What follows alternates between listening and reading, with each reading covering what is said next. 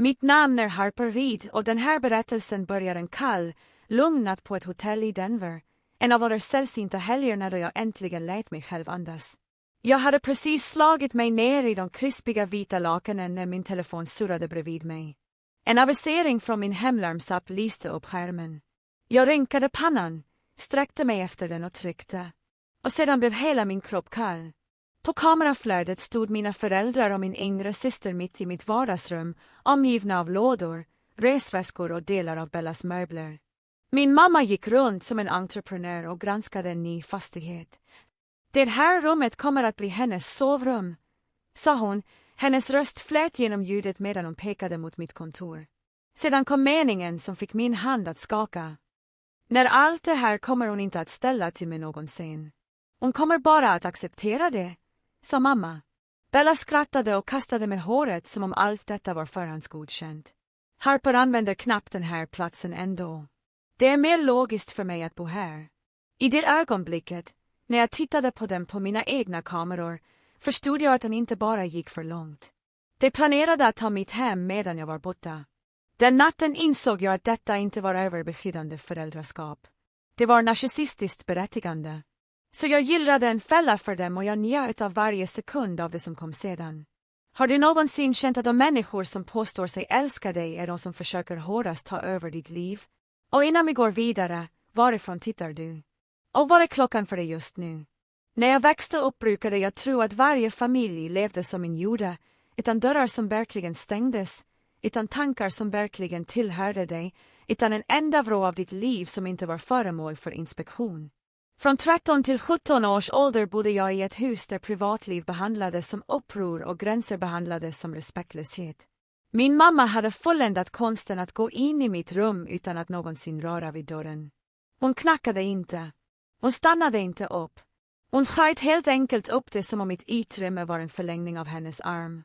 Jag brukade komma hem från skolan och finna mina byrålådor halvöppna, mina anteckningsböcker flyttade eller min dagbok stående lite snett på hyllan. En liten vinkling som sa att hon hade läst varenda ord. Och när jag konfronterade henne använde hon alltid samma replik, levererad med en mjuk, sårad suck.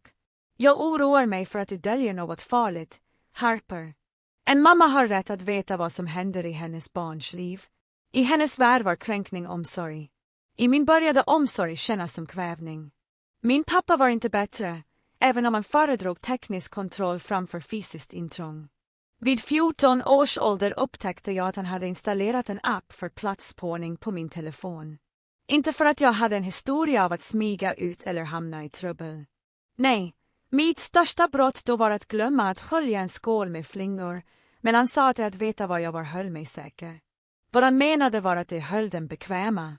Varje gång jag stannade sent i en studiegrupp eller åt glass med en vän surrade min telefon av hans meddelanden. Varför är du där? Vem är du med? När kommer du hem? Det var övervakning förklädd till oro, och jag hade inte språket då för att förstå vad som hände. Jag visste bara att jag kände mig iakttagen, ägd. Det värsta ögonblicket i mina tonår kom när jag äntligen fick en pojkvän, utan, en tystlåten kille från min engelska klass som gillade serier och hade ett leende som fick en att känna att världen inte var så tung. I 2 månader smsade vi konstant, som tonåringar gör, och delade skämt, hemligheter och små bekännelser som vi var för blyga för att säga högt. Sedan en kväll vid middagen harklade sig min mamma och sa, alla, jag vill visa er något bedårande som Harper har hållit på med. Hon tog fram sin telefon, öppnade mina meddelanden och började läsa dem högt, spelade ut båda sidor, härmade min röst och gjorde när av hur jag skrev hans namn med en liten jättemoj. Min pappa skrattade.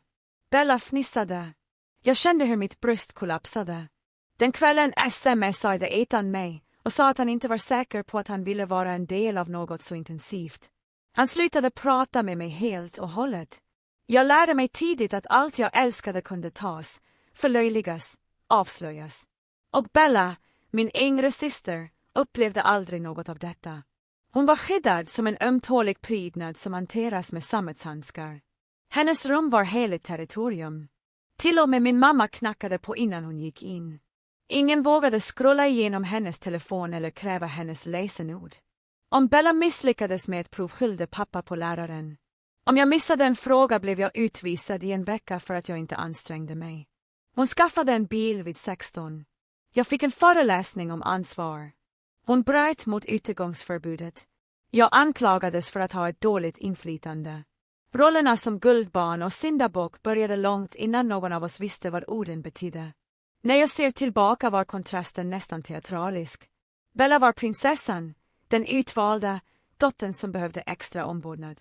Jag, å andra sidan, var dottern som behövde kontrolleras, korrigeras, omformas. Och när jag ifrågasatte varför saker och ting var annorlunda för oss, brukade min mamma vila handflatan på min kind och säga med den där sirapsiga tonen hon använde precis innan hon gjorde något invasivt: du och jag är det. Harper, jag känner vad du känner. Jag vet vad som är bäst för dig. Om jag inte skyddar dig, vem ska göra det? Vid 13 års ålder lät det som kärlek. Vid 15 lät det som ägarskap. Vid 17 års ålder lät det som en mening. I åratal förstod jag inte att det fanns ett namn för detta institut. En familjedynamik där individualitet behandlas som svek, där personligt utrymme behandlas som fara, där känslomässiga gränser upplöses tills du inte längre vet var du slutar och någon annan börjar. Då visste jag bara att varje gång min mamma sa vi är ett, viskade något inom mig, men jag vill vara mig själv.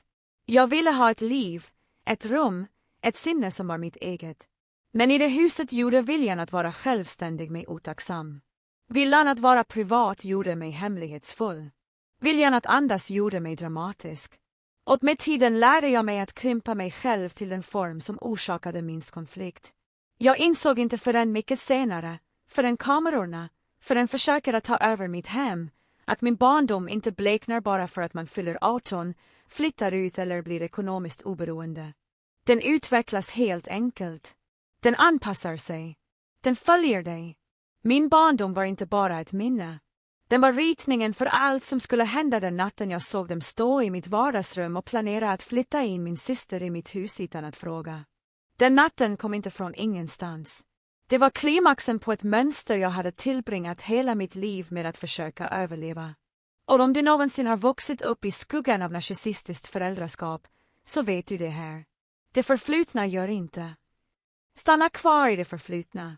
Det följer dig om du inte äntligen vänder dig om och mäter det. När jag fyllde 20 sprang jag på en sorts beslutsamhet som inte kändes som ambition så mycket som överlevnad. Jag kastade mig in i arbete, först grafisk design, sedan projektledning, allt som betalade räkningarna och drev mig närmare den dröm jag burit på sedan barndomen, ett eget hem. Inte en lägenhet jag delade med rumskamrater, inte en hyrd lokal med tunna väggar och nycklar till hyresvärden, utan en plats som var min i ordets rätta bemärkelse. Jag arbetade sena kvällar, tog frilansjobb på helgerna, levde på lågprismatvaror och kanaliserade varje extra dollar till ett sparkonto. Jag skyddade mig mer intensivt än jag skyddade min egen sömn. När vänner tog semester sa jag nej. När kollegor slösade pengar på nya bilar fortsatte jag att köra min bleknade sedan från universitetet. Frihet hade ett pris, och jag var villig att betala det långsamt, smärtsamt, centimeter för centimeter. Vid 29 års ålder, efter nästan ett decennium av klättring, snålande, budgetering och ombyggnad av mig själv inifrån och ut, skrev jag på pappren för en vackert tvårumshus strax utanför Denver.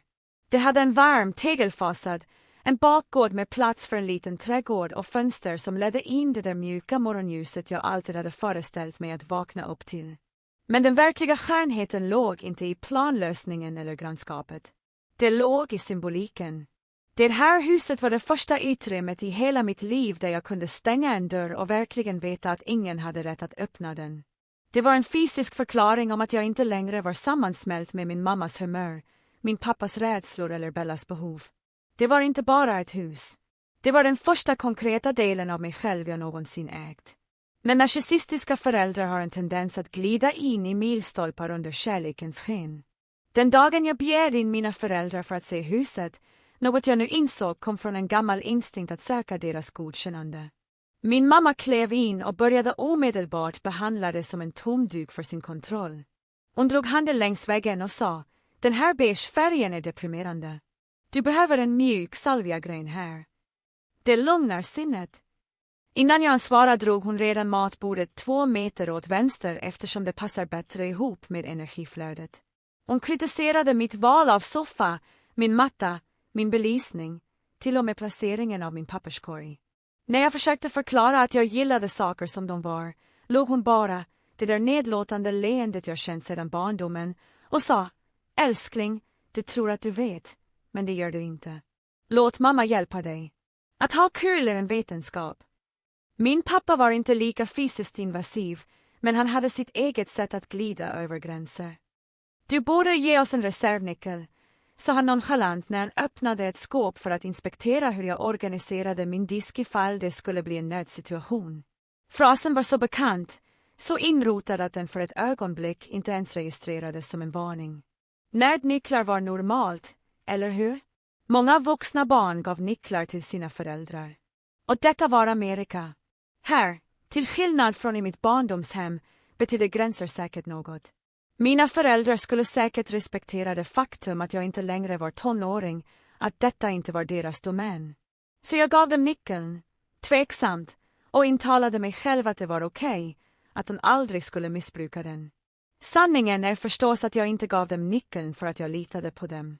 Jag gav den för att traumatränaren att undvika konflikter till varje pris. Man lär sig tidigt att nej är farligt. Att jag föredrar det på mitt sätt är respektlöst. Att autonomi inbjuder till straff eller skuld. Så man säger ja, även när varje del av en viskar att man inte borde. Men under de första månaderna tillät jag mig själv att tro att vuxenlivet magiskt skulle fixa det förflutna. Att äga ett hem skulle skapa det känslomässiga avstånd som min mamma aldrig tillät. Att flytta 30 minuter bort skulle befria mig från det trassliga nätet av ägodelar jag hade vuxit upp i. Jag planterade örter på bakgården. Jag dekorerade mitt kontor med tryck från lokala konstnärer. Jag gjorde upp verkligt hoppfulla planer för att bjuda vänner på middag, att bygga ett liv som var stadigt och tyst och helt mitt. När jag ser tillbaka kan jag se naiviteten i de tankarna. Jag trodde att vuxenlivet var en flyktlucka. Jag trodde att självständighet kom automatiskt med ett bolån. Jag trodde att kärleken mjuknade när barn blev vuxna. Men narcissistiska föräldrar släpper inte taget för att man växer upp och sammansvetsade familjer släpper inte sitt grepp för att man köpt fastigheter. Äganderätt är för dem känslomässigt, inte juridiskt. De tror att ditt liv, ditt hem, dina val, till och med din kropp är en förlängning av deras.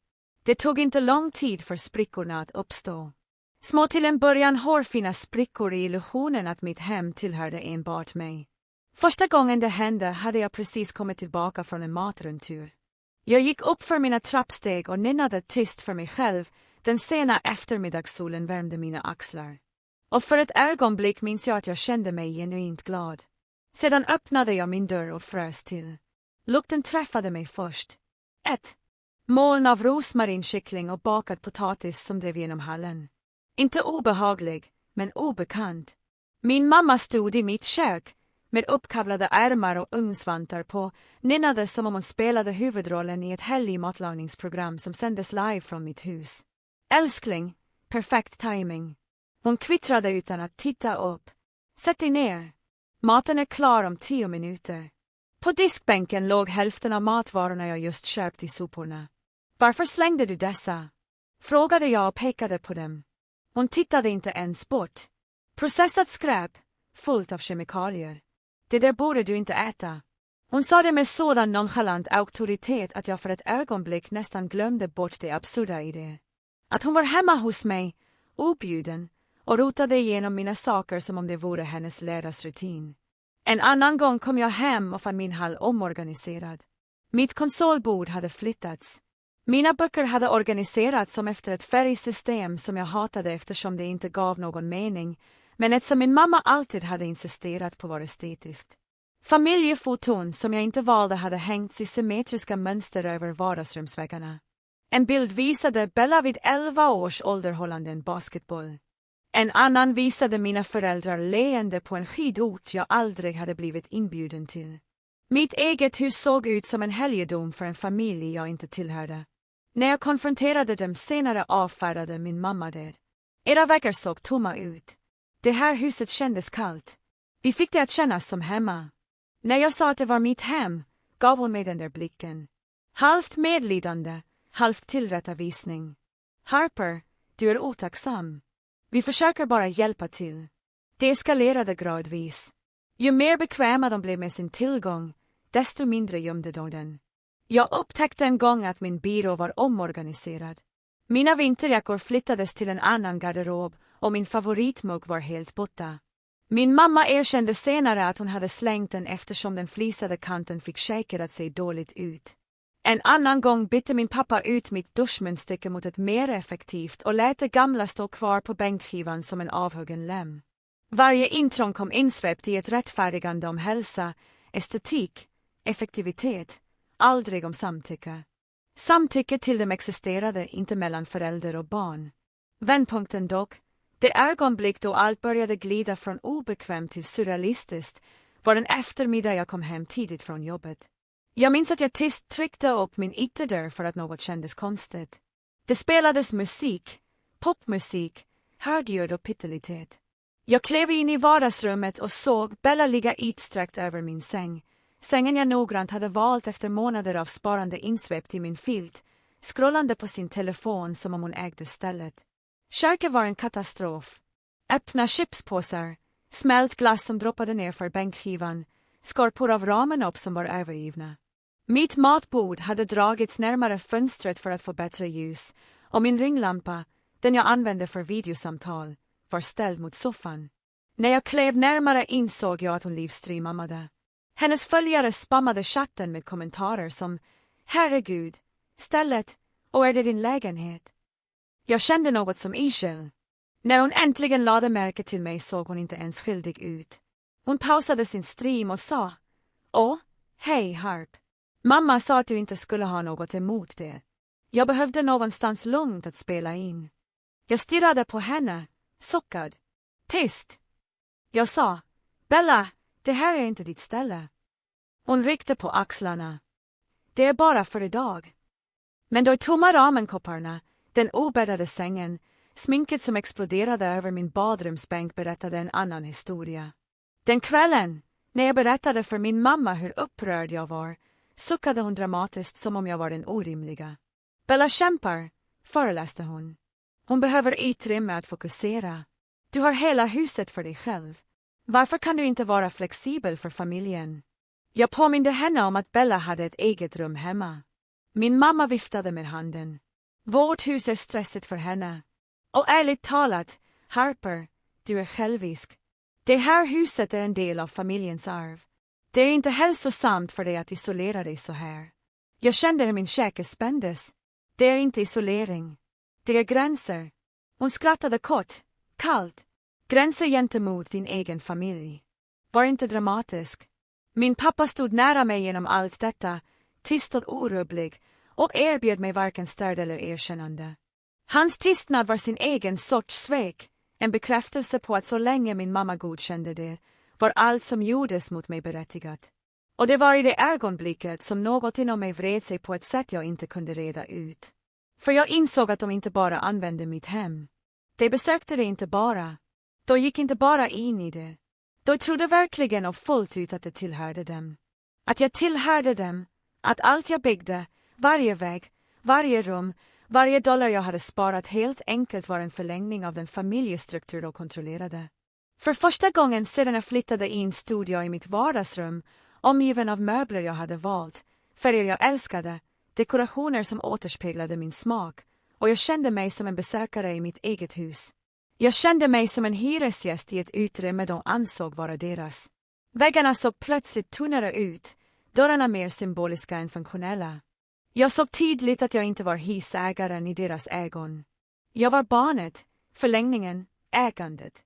Och jag började förstå med en långsamt sjunkande rädsla att om jag inte satte stopp för detta skulle de en dag ta mer än min tid eller min integritet. De skulle ta själva huset eftersom det i deras ögon aldrig var mitt från början. Brytpunkten var inte högljudd eller dramatisk. Det var inte en smälldörr eller en skrikande match. Det var en liten vanlig kränkning som kom i fel ögonblick, den sorten.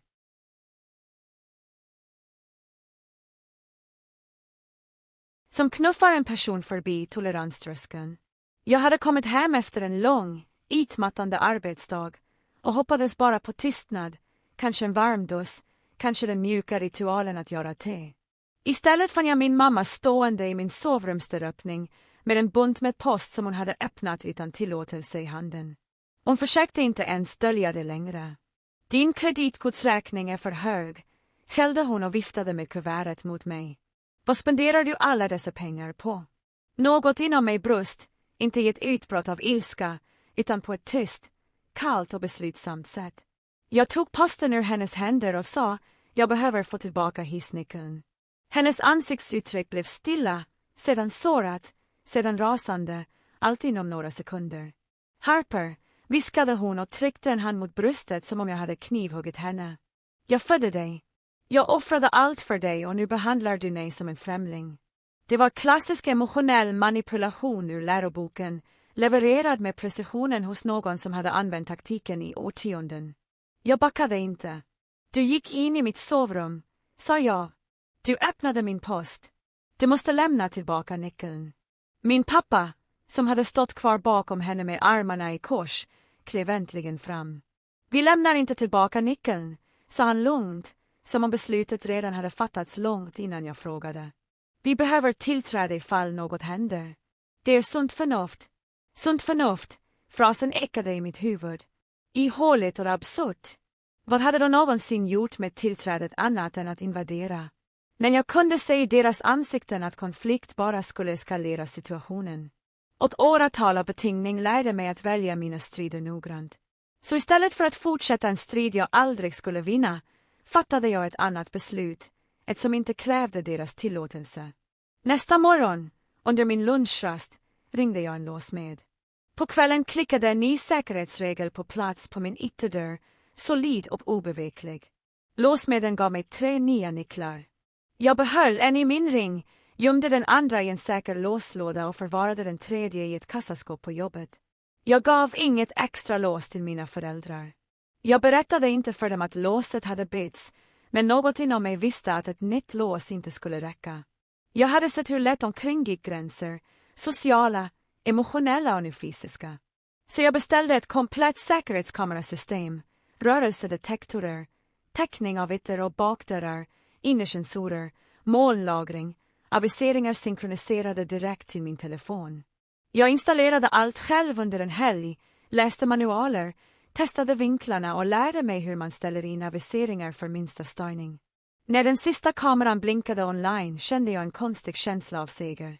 Liten men kraftfull, som att återta en vrå av mig själv som jag inte hade insett saknades. Och för första gången på flera år var det tyst. Riktig tystnad. Dagarna gick utan oanmälda besök. Inga överraskande luncher i mitt kylskåp. Inga möbler ommöblerade utan mitt samtycke. Ingen Bella utsträckt över min soffa. Min mamma ringde inte lika ofta. Hennes röst är stram och dämpad som om hon straffade mig med distans. Min pappa mejlade istället för att titta förbi, en konstig artighet jag inte var van vid. Och i den tystnaden andades något inom mig ut. Huset kändes annorlunda. Det kändes som mitt för första gången sedan jag köpte det. Jag sov djupare. Jag andades lättare. Jag slutade tveka innan jag öppnade ytterdörren. Jag förväntade mig inte längre att någon skulle sitta i min soffa. Jag gjorde te på kvällen och lät mig själv njuta av hur muggarna såg ut på diskbänken utan att oroa mig för att någon skulle kasta bort dem. Jag lät mig själv tro att det värsta var bakom mig. Att kanske, bara kanske, hade låset skickat ett meddelande då äntligen förstod. I nästan 3 veckor kändes världen stabil, fridfull och hanterbar. Men frid i en instängd familj är ofta bara den tysta inandningen före stormen. De slutar inte för att de accepterar dina gränser. De slutar för att de omkalibrerar, planerar, väntar på det perfekta ögonblicket att återta kontrollen. Och en kväll, när jag packade inför en kort arbetsresa, en enkel 2-dagarskonferens utanför stan, kom jag på mig själv med att tänka att saker och ting verkligen håller på att förändras. Jag stängde dragkedjan på min resväska och ställde den vid dörren, en känsla av lättnad på ett sätt jag inte känt på flera år. Men narcissistisk rättighet ger inte upp bara för att man köper ett lås eller installerar en kamera. När jag gick ut genom dörren stannade jag upp en stund och tittade tillbaka in i mitt tysta lilla hus och kände en glimt av tacksamhet. Jag visste inte då att det skulle bli sista gången jag såg det orörd, För den del jag klamrade mig så desperat fast vi var inte äkta. Det var inte följsamhet. Det var inte respekt. Det var helt enkelt lugnet innan allt splittrades. Och det ögonblicket kom kvällen för min resa när min telefon lyste upp med en avisering från säkerhetskamerappen. En avisering som skulle visa mig exakt hur fel jag hade haft. Jag trodde att allt äntligen hade upphört. Men som jag snart skulle få veta hade den verkliga historien bara börjat. Morgonen på min resa minns jag att jag stod i mitt vardagsrum med resväskan halvt igendragen och mentalt gick igenom min checklista, laddare, laptop, presentationsanteckningar och toalettartiklar. Det var en enkel arbetskonferens. Inget glamoröst, inget långt, bara 2 nätter på ett litet hotell nära Boulder. Tillräckligt nära för att jag skulle kunna köra hem på under 2 timmar om något gick fel. Ändå tog jag ett andetag och sa det enda jag visste behövde sägas. Ingen får vara i huset medan jag är borta. Jag påminde min mamma i telefon. Inte du, inte pappa, inte Bella. Inga undantag, svarade hon med en sarkastisk replik. Okej, Harper. Men hennes ansikte, hennes spända käke, hennes sammanbitna ögon, den tysta förbittringen som strålade ut genom skärmen berättade exakt hur hon kände. För henne var min regel inte en gräns. Det var en förolämpning.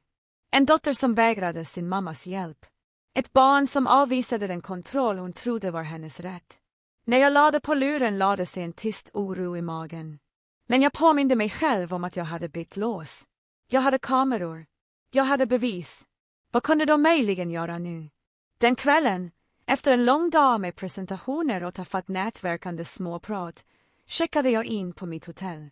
Det var enkla men rena vita lakan, beige gardiner, en svag doft av lavendel som sprutades lite för aggressivt. Över mattan. Jag sparkade av mig skorna, satte mig på sängkanten och lät axlarna slappna av.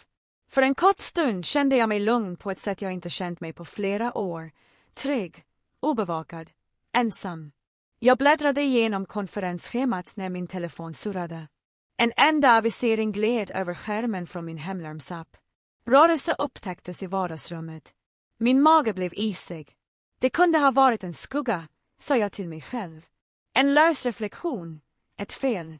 Men skräcken som kröp upp för min ryggrad var högre än logiken. Jag tryckte på aviseringen och livesändningen öppnades. Och i ett andetag kollapsade allt inom mig. Min mamma stod mitt i mitt vardagsrum, inte inbrytande, inte smygande, stående självsäkert, nonchalant som om hon ägde stället. Min pappa stod bakom henne och öppnade dörren helt medan Bella kom in och släpade på 2 jättelika resväskor. Bakom dem såg jag en koffert falla ner på golvet. De hade brutit upp låset, det nya låset, låset jag hade betalat för att hålla dem ute, och de hade inte ens försökt dölja det. Jag såg med stelfrusen misstro på när de rörde sig genom huset med den inövade effektiviteten hos människor som redan hade bestämt sig långt före detta ögonblick. Bella släpade in låda efter låda med kläder, sminkväskor, en spelskärm, en ringlampa, högar av affischer, plastbehållare med skor. Min pappa bar in möbler från baksidan av deras SUV, ett sminkbord, en helkroppsspegel, till och med en madrassbädd fortfarande insvept i plast. Min mamma rörde sig som en regissör på en filminspelning, viftade med händerna, gav order och föreställde sig redan det slutgiltiga arrangemanget. Ställde på kontoret, instruerade hon och pekade mot min arbetsyta. Det rummet kommer att bli den perfekta walk-in-kloseten för Bella. Alla Harpers gamla papper och böcker kan slängas. Det är bara röra. Bella fnissade och slängde en hög med tröjor på min soffa. Äntligen ett utrymme som inte är fullt av tråkiga vuxenprylar. Jag ska göra det här rummet så gulligt. Vågarna har gått. Vid ett tillfälle drog mamma fram ett måttband ur sin väska och började sträcka det över väggen där min bokhylla stod. Hennes dubbelsäng får plats här, meddelade hon. Vi flyttar den här billiga hyllan till garaget. Kanske donerar vi den. Bella behöver riktiga möbler. Min pappa nickade allvarligt och torkade svetten från pannan. Det kommer att vara bra för henne. Och Harper kommer inte att göra motstånd. Hon vill inte göra familjen upprörd. Och kritik. Sedan kom meningen, den från titeln, den som förändrade hur jag såg allt på min familj. Min mamma tog ett steg tillbaka, betraktade vardagsrummet och sa med kylig självsäkerhet. När allt väl är här kommer hon inte att ställa till mig någonsin. Hon kommer bara att acceptera det. Hon sa det med säkerhet, med stolthet, som om hon kände mig så väl att min lydnad var garanterad. Som om min tystnad var deras rättighet. Bella skrattade igen och kastade med håret. Ärligt talat, mamma, det låter logiskt. Harper är knappt hemma. Hon är singel och jobbar alltid. Det här utrymmet är bortkastat på henne. Att jag bor här är mycket mer praktiskt. Och då nickade alla. Håller med. Godkänner. Mitt liv, mitt hem, min ekonomiska stabilitet reduceras till en resurs de kunde omfördela efter behag. Jag satt på kanten av hotellsängen, knappt andades, och såg min familj riva sönder den fristad jag hade byggt med mina egna händer, så den flytta med självförtroende, berättigande och fullständig likgiltighet för min autonomi. Det fanns ingen skuld i deras ansikten. Ingen tvekan, ingen rädsla. De stal inte. De omplacerade som om de var de rättmätiga ägarna och jag bara var den tillfälliga inneboende. Kränkningen var inte bara fysisk. Den var existentiell. I det ögonblicket såg jag sanningen om allt jag hade ignorerat i åratal. I deras ögon var jag inte en vuxen kvinna med ett eget liv. Jag var inte någon som hade arbetat i ett decennium för att köpa sitt första hem.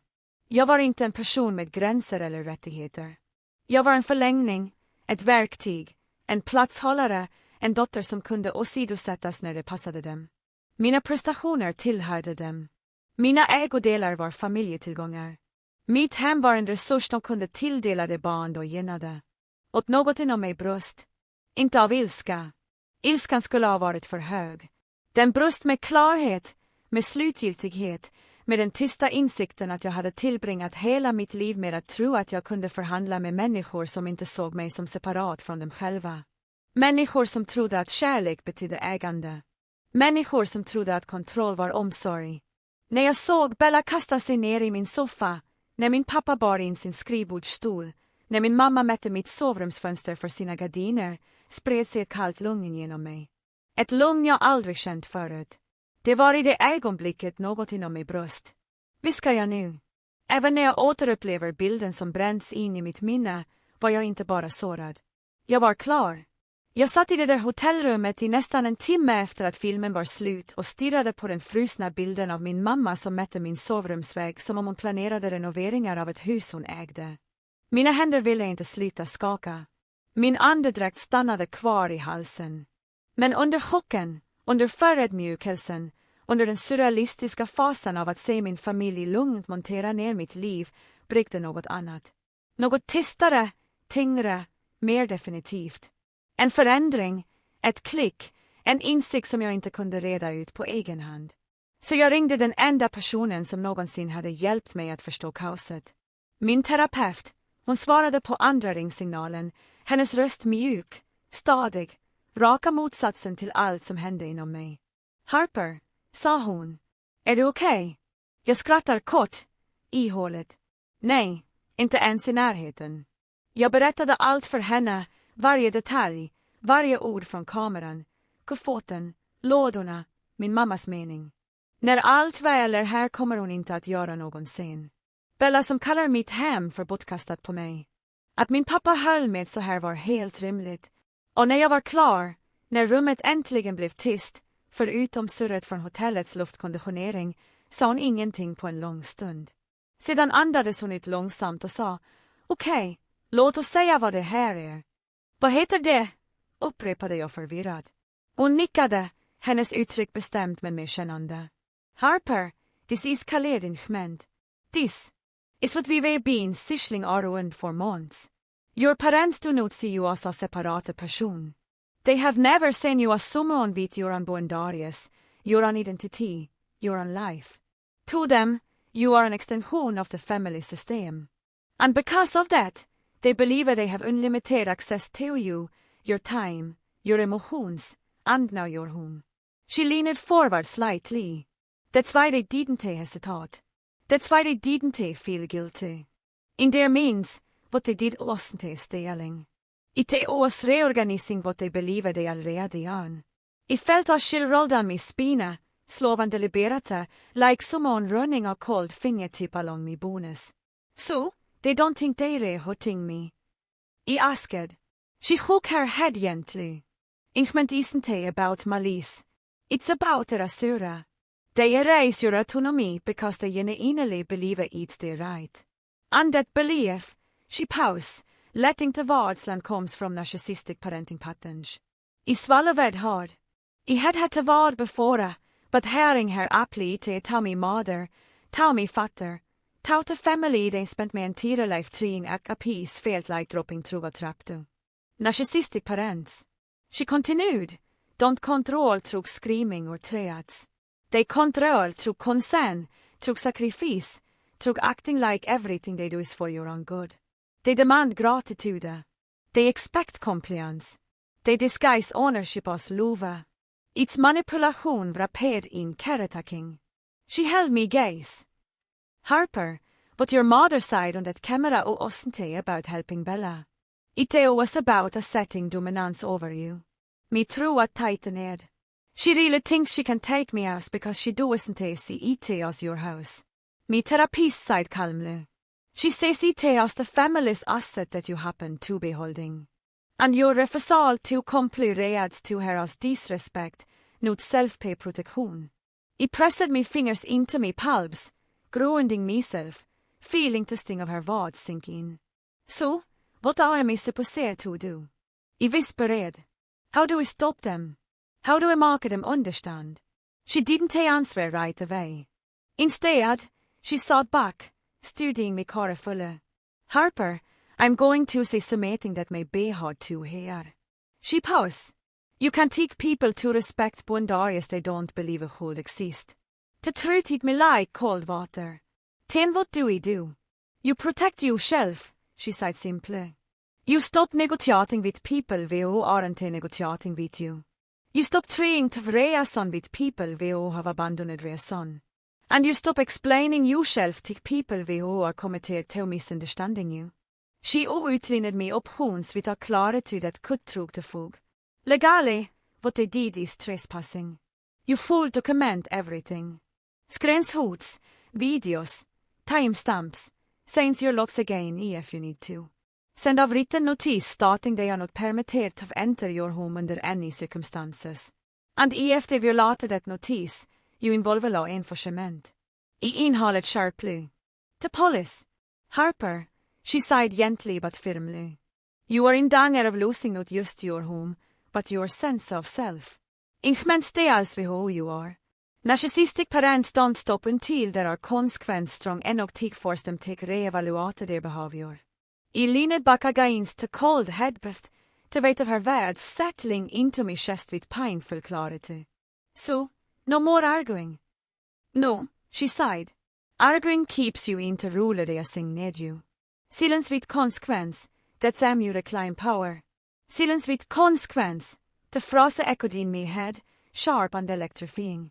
I took to my mother's confident voice on the camera. She vill not maka scena.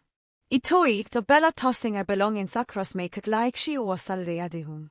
I took to me father nodding in agreement, ready to hand me house take one out her child because I believed he would stay fight back. And in that moment, something inside me locked into place. Not fear, not anger, but strategy. Calm, deliberate strategy. I straight ner into bed, my voice steady for the first time since the photos. Okay, I said if they want to have in my house. ILL giver dem van.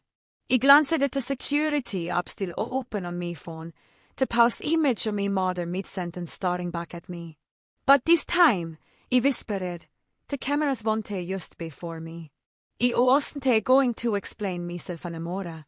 I wasn't going to plead. I wasn't going to warn them. No, I was going to do something far more powerful, something in my head. Narcissistic parents never expect. I was going to let them face the consequence of their own actions. And I was going to watch it unfold in real time. The moment I ended to call with me therapist, the fear that had been hooking me slowly receded, replaced by something sharper precision, clarity, and an almost eerie sense of calm. For the first time in my life, I wasn't reacting to my parents. I wasn't scrambling to have peace more often to blue or negotiate my own existence. I was planning. I was thinking like someone will finale understood the rules of the game and decided to stop losing. I sat up straight efter into hotel bed, opened my laptop, and typed the number of a real estate attorney had consulted ons ville buying me house. My voice didn't shock when her answer read, this is Harper Reed. In illegal advice about trespass, property rights, and family members we all want to stay out of me home. Het didn't sound surprised. In fact, we sounded like I had this situation many times before. I explained everything. To break in, to boxes, to fotos, to entitlement dripping from every of my mother's side. When I finished here, the exhaled slowly. Legale, beside, jure on rock solid grund. De brukar allok. De antered without permission. They attempted to move someone into your property without your consent. That's trespassing. If they force entry again or attempt occupancy, it taken a skala to 2 criminal charges.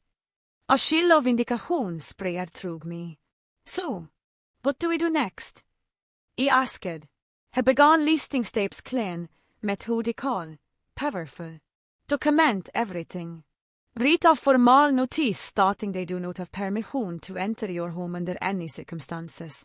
Send it by email and certified mail so there is proof they received it.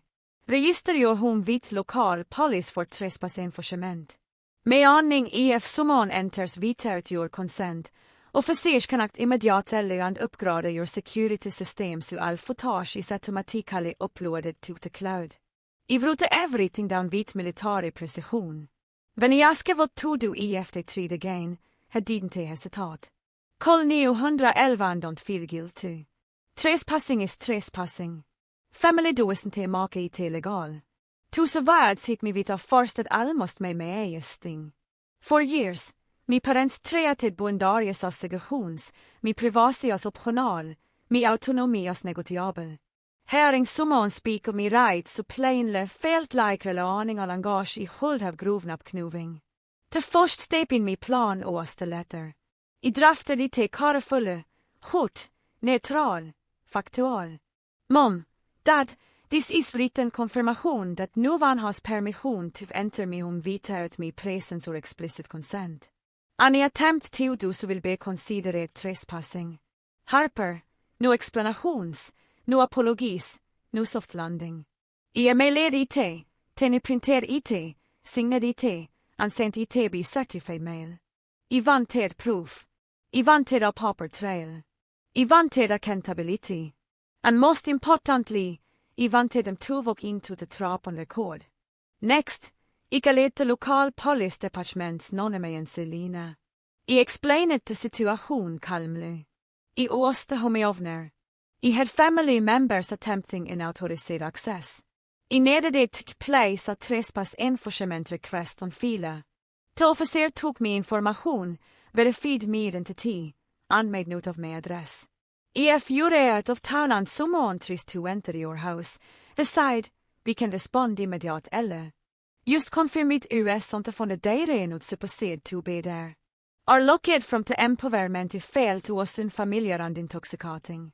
For ons, I was te bracing for impact. I was preparing for it. I was te begging anyone to respect me. I was building the strukturer that enforced respect whether they liked it or not. I upgraded my camera system next. New settings, higher sensitivity, microphone enabled. Every clip automatically saved to the cloud. I shared access with me attorney and my closest friend, Julia. VH had some parts of my family dynamic over the years, but never truly understood them deep to root went until now. When she saw the photos, she texted me, I am here. Whatever happens, you're not facing it alone. And for the first time in a long time, I believed her. My final step was to neg bor, Emma's Carter, a retired school teacher VH live across the street, had always been seen tell me, leaving bucket goods at my door, voteering me plans when I travelled, vaving from her parkvitet slov, knovingsmille of someone VH had seen a lot of families unravel over time. When I gently explained what was happening, she didn't take us på Julia. She simply nodded and sighed. Honey, I väsen am snooping autoin more times than I can count. Just tell me what to watch for.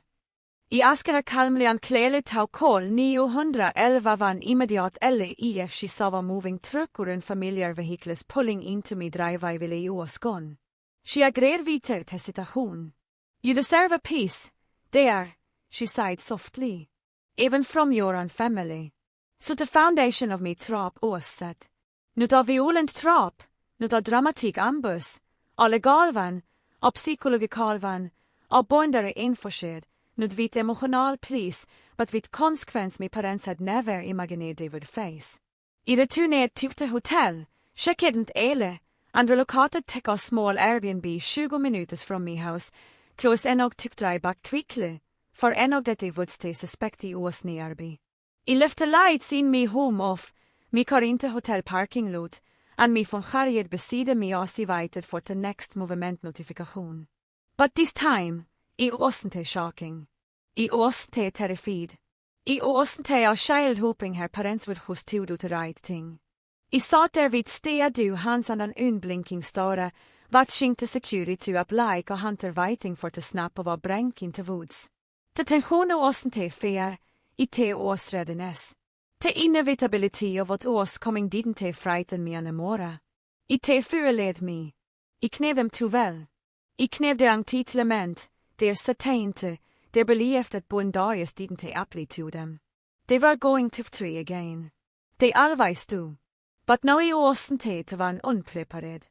I wasn't van being invaded. I wasn't van frozen in hook. Now I was van waiting. Now I was van vid to advantage. Now the trap was and I was ready for the moment it snapped shoot. It didn't have too wait long. Less than 48 hours after I set the trap, the notification lit up me phone. Motion detected. Front driveway. Me pulse didn't speak this time. Instead, I called. Steady focus was here over me as I tapped the live feed. And there they were. Me mother, me father, Bella, and behind them, exactly as I had predicted, a full-moving truck backed into me driveway like they were stalking a suburban cop. Me mother stepped at first, wearing sunglasses and a windbreaker, like she was supervising a professional relocation. Me father followed, already pulling the ramp down as if this were a perfectly normal Saturday shore. Bella was bouncing excitedly on her heels, scrolling on her phone, probably talking pictures to Glater post about her new place. It sira it radians tog. The camera microphone captured everything in sickening clarity. Hurry up, my mother sighed sharply. I want all her clothes inside be known. Once everything is here, Harper will not dara maka och sena. She will just accept it. She sighed it so casuale, like she was reciting a weather forecast. Bella skuffade as she drog ger oss ett av dravers towar till vår way. She's probably too busy working to even notice. This things is better for me anyway. Me fattar grunted in agreement as I lifted a box labeled maka up plus tech. She works too much to have a home. Bella needs the space more. I watched them three the front door and find it locked. Me mother didn't hesitate. She gestured impatiently and me father moved to the side gate. They were looking for an outer point of entry, an outer vägnäs, an outer place ek push through like they always did.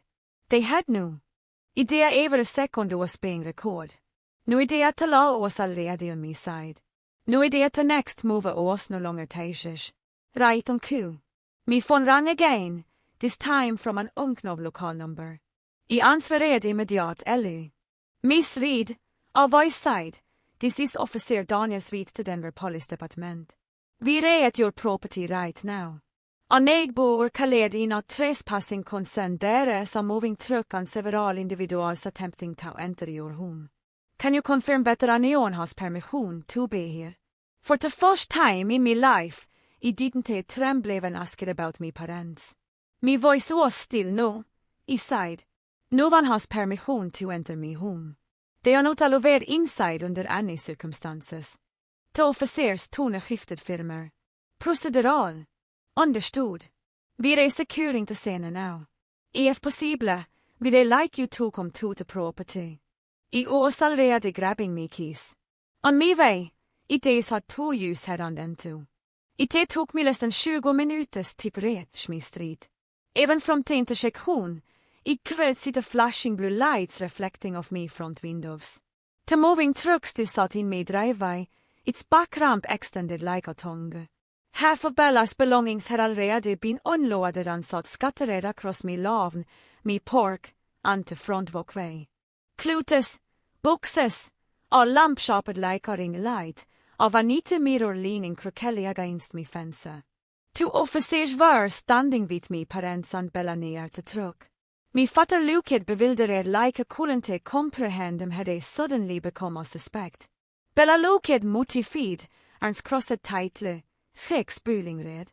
Me mother, ever the performer, looked furious.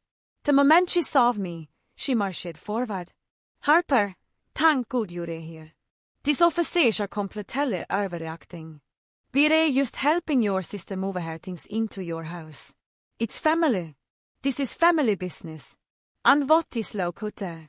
Before I could respond, one of the officers held up a hand to stop her. Ma'am, please step back. We need to speak with the homeowner. The word homeowner landed like a bell ringing in the air. My mother's captain said. My father looked down at his house. Bella stared at me with vida, embarrassed eyes, as if we had orkestrerat the humiliation personally. I walked forward. Calm, stay du. Officers, I said, thank you for coming. As I started on the phone, they do not have permission to enter my home. I was explicitly informed them of this inviting. I pulled up the email they sent, the one they had received 2 days ago, and held it out. The officer scanned it, nodding. This is clear, he said. You told them directly that they are not allowed on the property. My mother exploded. Are you kidding me? She shook. Harper, stop being dramatic. This is your family. We're trying to help your sister because you want to. She needs a place to live and this is wasted on you.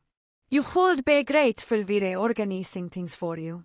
I tilted my head slightly, studying her, and for the first time in my life, her outdrag didn't pace me. It didn't even sting. It was transparent, predictable, almost laughably small. No, I sighed quietly. You're not helping. You're talking. And I told you, no, you ignored me. My mother's face twisted, her voice rising. After everything we were doing for you, the sacrifice, the worrying, the support, this is every reply us. Be calling the police, be embarrassing us. The officer stepped between us, his expression tightening. Ma'am, he said clearly, in the state of Colorado, it is trespassing to enter or attempt to enter a residence without the homeowner's permission. Even if you're the homeowner's parents, even if you believe it is family business, property rights are not optional. I have reading do, Bella muttered submitting under her breath. My father rubbed his forehead, silent. My mother kept shaking her head like reality was malfunctioning around her. This is ridiculous, she spat. We didn't break in. We just interrupted her. Would you like to explain to krabbar on the patio or to boxes on my park or to photos of you saying ons everything is here? She will not make a scene. She will just accept it. Her face drained of color. The officer shook looks. You have video of that? Van asked. I nodded. Yes. With audio and time-stamped cloud storas. I held up my phone again and played the clip the exact moment my mother announced her plan to override me autonomy, me rights, me home. The officers listened in silence. When the clip ended, my mother tried to speak, but the officer cut her off. Ma'am, beside, this is not about helping your doctor. This is an attempted unlawful entry into a private residence. And in 45 for 4,540, my father suddenly blurted. Vi thought she'd be finna vid it, but the officer shook his head. Intent doesn't sense the law. Thing came to part I'll never forget. The officer tuned fully toward me. Not me mother, not me father, me. And he asked, Miss Reed, would you like us to file en official trespassvarning? Mi parents face frosa. Bella visst beredd, oh my god. And he stood there, no longer to skapa gå åt, no longer to säga vi usa boendarius mount natting, no longer to doubta konditioner tag feel guilty for wanting autonomy. I stod där as the legal owner of me whom vit alla affirming of truth me parents never wanted to acknowledge. I had the right to say no. I had the right to protect myself. I had the right to enforce boendarius det för said to respect. Yes, I said I would. Or tack och allet. The officers documented everything. They sued a formal trespassvarning. They explained clearly that if me parents or Bella attempted to enter me property again without permission, they called face criminal charges. Me mother sputtered, uitröjed.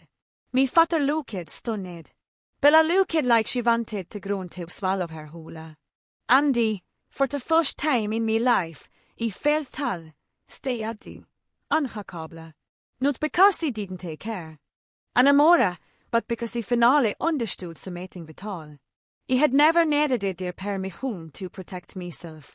I had just needed it to courage to stop asking for it. The folkt began before I even had time to process the relief. Vad traveled fast in suburban neighborhoods, faster than truth, faster than shame, faster than my mother could ever spin a narrative clean enough to protect the image she was high more than she ever was high per children. But the next morning, Negbors were already whispering. I saw it into stiff waves from across lawns, into the curtains skifte when I stepped outside, into avkvad half-smiles people offered, as if they weren't sure vetter to Peter me congratulate me. But the all spotlight was on me parents. In our community where reputation was currency, they were suddenly to capable WHO brought a moving truck to their adult doctors whom man got stopped by police for trespassing. And for a narcissistic mother WHO had breathed her identity Arwen to perfect family, it was the deepest humiliation imaginable. She couldn't harm her way out. She couldn't gaslight an entire neighborhood. She couldn't pretend it hadn't happened because everyone saw it. And for the first time in my life, I saw her fear something other than losing control. I saw her fear losing face. 2 days later, after the dust had settled and that communication felt safe, me atoniarrangerade a meeting. Not at me house, not in any place they could twist into being neutral, but at his office, a space built for clarity, evidence, and consequence. When me parents and Bella valked in, they looked smaller than I'd ever seen them. Me fatter couldn't me at me eyes. My mother vore her uitdrage like a to have kåt, Stefan suffocating, as if she still believed posture kvedre store authority. Bella looked like she hadn't slept. Her humiliation live into deep red hue of her chicks, into way she repaired her sveater sleeves arrow and her fists, into way she avoided ever a gaze. I sat across from them, not as their doctor, but as the homeovner they had violated. Me atoni began to meeting be outlining to facts, calm, unemotional, indisputable. Then he nodded to me, and the finale spoke. It didn't raise me voice. It didn't cry. It didn't apologize. It lied everything out with a precision it didn't know I was capable of. Let's review, I said. You entered me house without permission multiple times. You moved me belongings, trev things out, rearranged me furniture, and treated me like it was your property. Then you made plans to move Bella in while I was gone. Plans you openly discussed on camera. My mother flinched at that word. Camera. Bella looked like she wanted to disappear. I continued. You sighed, and I quote, once everything is here, she will not make a scene. She will just accept it. I hope. My mother immediately leaned forward, waving her hands as if she called from away to truth. Harper, you're talking that out of context. I was just worried about you. I was trying to do what's best for the family. You always twist everything I say. Me atoni cut her off, his tone polite but firm. Ma'am, the recording speaks for itself. There is no context that legally or ethically justifies what you attempted. Dit lo other. She stiffened, pressing her lips together like she'd tasted bitterness she hadn't expected. Me fatter sig had kvietlig along, defated exhaled suggested that even the game was over. Bella kept staring at the table, unable to lift her head. I pulled off folder closer and placed 3 documents in front of them. Me voice was det du. Here is what happens now. We are going to establish clear boundaries, legal boundaries. You will sign a written agreement starting. You will not enter me home, attempt to enter me home, or send anyone else to enter me home without explicit permission. You will no longer keep a key. You will not have vapen invited. You will not use emergencies as excuses to cross boundaries, and you will respect that I am an adult with a life separate from you. Me mother skuffed. Harper, we are your parents.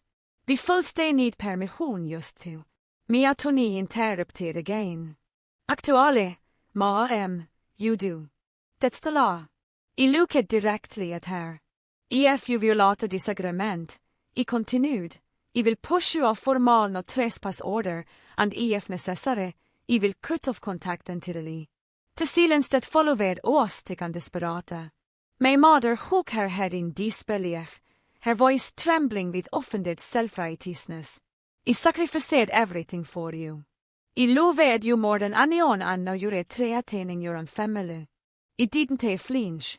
You said love as a leash, I said quietly. And I'm done pretending it was anything else. Me fatter finale looked up at me. His voice was low, almost defeated. We didn't think you'd go this far. He held his gaze. It didn't go this far. You did. Eventually, after more sputtering, more gaslighting attempts, more wounded tricks from me mother, they signed.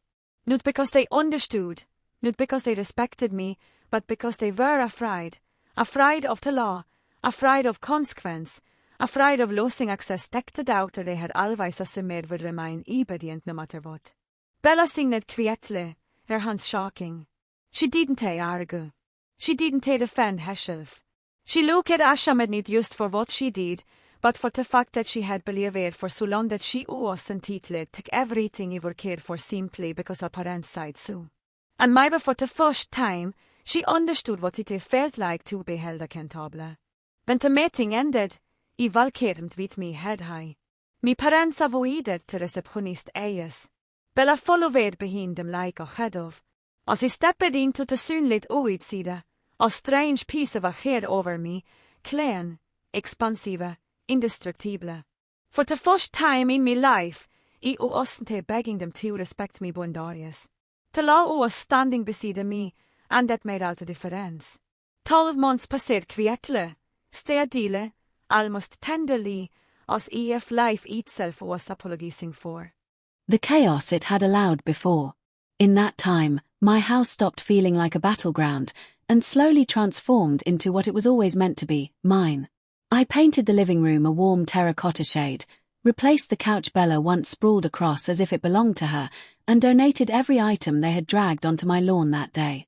I built a small reading nook by the window, added plants that thrived under my inconsistent care, and arranged my workspace exactly the way I wanted without anyone telling me the few knew was wrong or that my books were clutter. Every corner of the house grew quieter, safer, more connected to who I actually was.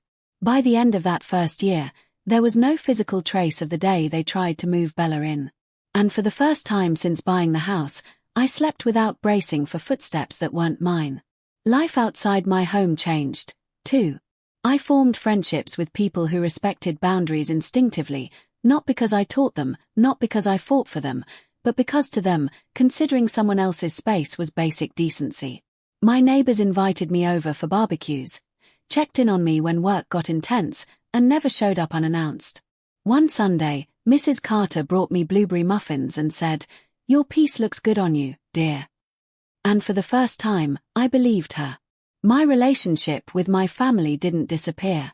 It simply reshaped itself into something manageable, something contained, something healthy by the standards of people who once tried to bulldoze their way into my life. After the trespass incident, we met only in public. Cafes, restaurants, short holiday visits hosted at their home. Never mind. They never asked for a key again. They never questioned why they weren't allowed inside. They didn't dare. My mother was still herself sharp, opinionated, constantly towing the edge of manipulation, but she did it from a distance. Now, she avoided mentioning anything related to my house, as if the memory of blue police lights still burned behind her eyelids. My father changed in quieter ways. He spoke less, but what he did say held more weight. Once while I was leaving their house after Thanksgiving, he stopped me at the door and said, "I understand now. Love isn't owning you." It wasn't an apology, but it was more awareness than I had ever expected from him. It meant something. And Bella, well, she grew up a little. After the humiliation of the police incident, she took a job at a boutique, then another job at a marketing agency. She eventually rented a small apartment with a roommate and complained constantly about rent, utilities, and grocery prices. But beneath her complaints was something genuine. She was beginning to understand what it meant to earn a space instead of expecting one. We still weren't close, but we weren't enemies. Her entitlement had softened into something almost human. She no longer talked about my house like it was wasted on me. Maybe because she finally knew what it felt like to pay for her own roof. And as my life grew quieter, I found myself wanting to share what I had learned, not just with friends, not just with a therapist, but with anyone who had ever felt swallowed by the people who raised them.